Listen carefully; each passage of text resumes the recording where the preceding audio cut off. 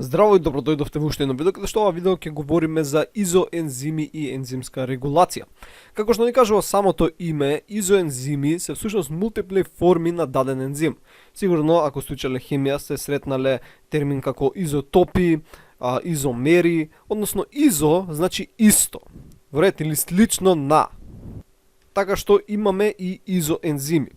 Односно, да речеме дека имаме даден ген кој кодира, нели, од него се добива дадена месенџер RNA и од таа месенџер RNA преку процес на транслација ќе добиеме протеин.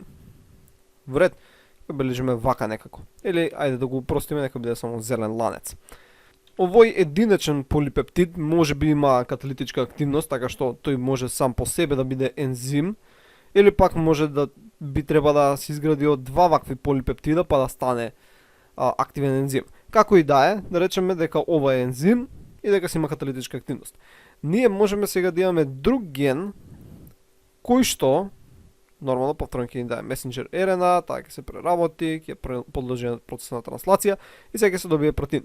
Но овој ќе се разликува многу малку од овој лево протеинов. Вред, значи да речеме дека ќе се разликува само на некоја аминокиселина, така што ќе го нацртам проен исто вака со зелена боја, но овдека некаде има нешто различно. Некои аминокиселини овде се различни. Поради тоа, овој сега протеин, односно ензим, ќе има различно КМ, така, значи ќе има различно КМ, ќе има различен оптимум за pH, различна изоелектрична точка.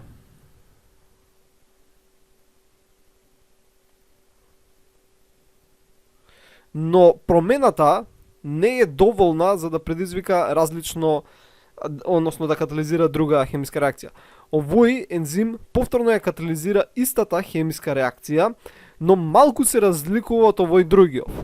Во ред, и ова може да се добие од различни гени, но може и да се добие од еден ист ген преку процес на алтернативен сплайсинг. Значи може и преку, ќе бележам со црвена линија, алтернативен сплайсинг. Нема да влегувам што е тоа, но тоа е еден молекуларен механизам каде што RNA-та може да се рекомбинира така што се добие друг протеин иако почнеш од иста RNA. Значи алтернативен сплайсинг. Или пак од различен ген. Во ред. И овие изоензими најчесто се наоѓаат во различни ткива или пак различни органи или пак во различни компартмани од дадената клетка. Вредно, че можеш да имаш дадена клетка каде што едната форма на изоензимот се наоѓа, не знам, во ендоплазматичниот ретикулум. Сега измислувам, но како и да е, може да се наоѓа во ендоплазматичниот ретикулум, додека другата изоформа се наоѓа во цитоплазмата. Вред. И тие имаат различно КМ, така, односно различен афинитет за супстратот, делуваат при различно pH, имаат различна изоелектрична точка, затоа можеме и да ги сепарираме ако правиме електрофореза и така натаму. Но најчесто се наоѓаат во различни органи и еден најчест пример кој го зимаме и кој го има во сите книги е лактат дехидрогеназа. Сега ќе идеме овдека. Значи сега ќе разгледаме лактат дехидрогеназа. Ензимот ќе го разгледаме. Тој катализира реакцијата лактат плюс NAD во пируват. Може и да обратно.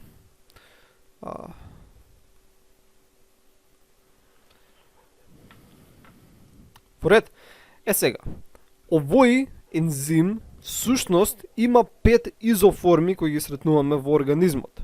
Значи лактат дехидрогеназата има 5 изоформи. Односно изоензими. Но интересно е дека тие 5 изоформи, односно 5 изоензими, произлегуваат само од 2 гена на некој начин. И сега некој ги си рече како со овие 2 гена добиваме 5 изоформи, односно изоензими. Со цел тоа да го одговориме, треба да знаеме дека лактат дехидрогеназата е всушност ензим кој е тетрамерен. односно изграден од 4 полипептидни ланци. 4 полипептиди.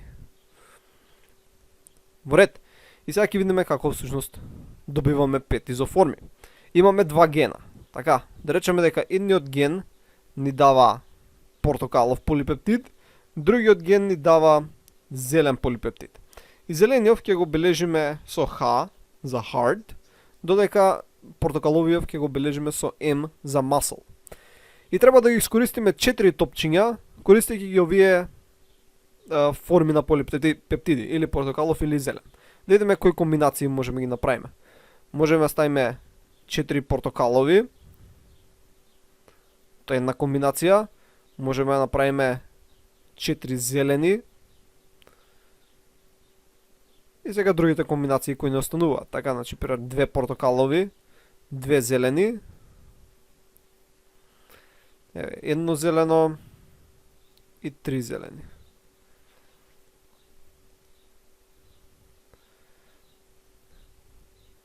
Така што овие се 5 комбинации кои можеме да ги сретнеме. Вред, значи 1, 2, 3, 4, 5. Каде што ова би било M4, бејќи има 4 од M, ова би било H4. Вред, ова би било, например, M1, H3, ова би било M3, H1, кецот обично не се бележи, ова би било M2, H2. Вред, значи тие се 5 изоформи кои може да ги добиеш од овие 2 гена. И како што спомнавме, различни изоензими се наоѓаат во различни органи, така што лактат дехидрогеназата ја сретнуваме во мускулите и црниот дроб, односно ја сретнуваме во скелетната мускулатура, затоа стои M, и ја сретнуваме во срцето, затоа стои H, heart. Но исто така, нели, како што реков, сретнуваме и во црниот дроб.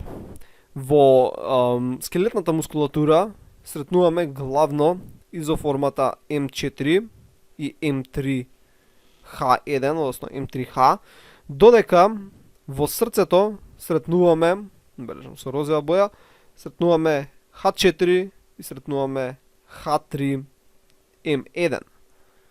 А во црниот дроб имаме повеќе, односно сите ги сретнуваме во различни концентрации. И сега интересна работа.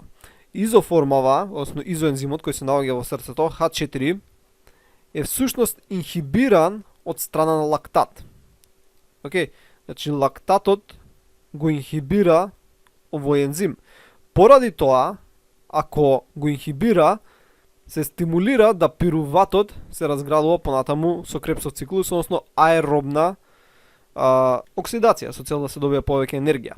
Додека кај мускулите лактатот не го инхибира. Вред, значи немаме тука инхибиција, нема инхибиција, поради тоа мускулите можат да подлежат и на анаеробна оксидација. Вред, значи ти кога ќе почнеш со нека потешка физичка работа, нема доволно кислород со цел да се прави АТП, така што се иде и на анаеробна оксидација, се добиваат само по 2 молекули од гликолиза. А пируватот оди до лактат. Значи многу интересно. Едната изоформа, таа во срцето е инхибирана од лактат, таа во мускулите не е инхибирана од лактат. Друг еден пример на изоензими е глукокиназата и хексокиназата. Значи, ај сега ќе ги запишам. Глукокиназата ја сретнуваме главно во хепарот, додека хексокиназата ја сретнуваме во хепарот и во мускулите и во некои други клетки. Интересно е дека глукокиназата има апсолутна специфичност, она реагира само со глукоза, додека хексокиназата реагира со различни хексози. Вред. И исто така глукоза 6-фосфат, значи не знам како ќе запишам. Ајде тука, значи глукоза 6-фосфат ја инхибира хексокиназата, али не ја инхибира глукокиназата. Вред. Постојат нормално уште многу други изоензими, особено во склоп на бактериите, но и кај нас, нели, како изоцитрат дехидрогеназа, малат дехидрогеназа, креатинкиназа и така натаму и така натаму. Друго место каде што се битни изоензимите е во местата каде што имаме разгранување во метаболичките патишта. И ова го сретнуваме кај многу видови бактерии, каде што имаш одреден метаболички пат кој од едно соединение до друго и така натаму. Но да речеме дека во одредена точка имаш некој ензим и овдека сега се добиваат повеќе молекули, повеќе видови молекули може да се добие. Значи може да се тргне кон овој пат, кон овој пат или кон овој пат. Океј. На кај ќе се тргне зависи од околината. Мислам околината на ензимот, така, значи колку е pH на средината, колку има одреден метаболит и така натаму. Различно, зависно од тоа ќе се избере еден од патиштата. Но, ако сакаме да го инхибираме сега овој ензим, да речеме тука нели си продолжуваат овие патишта и сега да речеме дека се стига до некој краен продукт, ќе обележиме, не знам, со црвена боја, и сега да се изврши инхибиција на ензимот. Ако се изврши инхибиција, сите овие метаболички патишта ќе бидат инхибирани. Нема да биде инхибиран само овој пат. Во ред, тоа е проблем. Како можеме сега да направиме, кога ќе го инхибираме ензимот од овој продукт, овие патишта да си останат? Тоа се постигнува така што секој од овие различни патишта ќе биде катализиран од различна изоформа на ензимот. Односно, немаме еден, него имаме три различни видови на ензими, односно изоензими, сите се на некој начин истиот ензим, али малку се разликуваат, така што секој од овие изоензими катализира различна реакција. Така, овој го бира овој пат, овој го бира овој пат и овој го бира овој пат. Океј, така што кога ќе се направи дека продуктот, тој ќе го инхибира само овој изоензим, така што ќе се инхибира само овој метаболички пат. Другите ќе си продолжат да си функционираат. И ова е многу битно и го сретнуваме многу често кај бактериите. И тоа беше главното нешто што требаше да го спомнеме за изоензими. Се надевам ќе научите нешто ново и ќе се видиме во наредното видео. Довидување.